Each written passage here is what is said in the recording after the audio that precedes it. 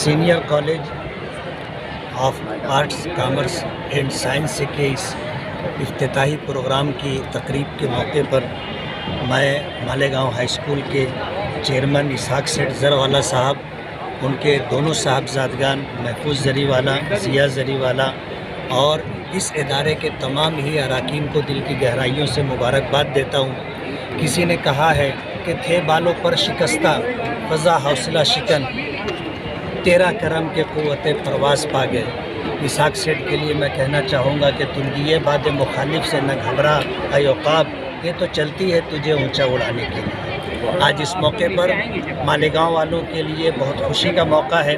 मालेगांव के अंदर senior college पूरे महाराष्ट्र में 26वां कॉलेज है जो इस इदारे को मिला है। मैं शहर की नुमाइंदगी करते हुए इसहाक सेठ ज़रवाला साहब को बहुत बहुत मुबारकबाद देता हूं और ये उम्मीद करता हूं कि इंशाअल्लाह आने वाले दिनों में मज़ीद तरक्कियात से इस इदारे को नवाजा जाएगा। बहुत बहुत शुक्रिया।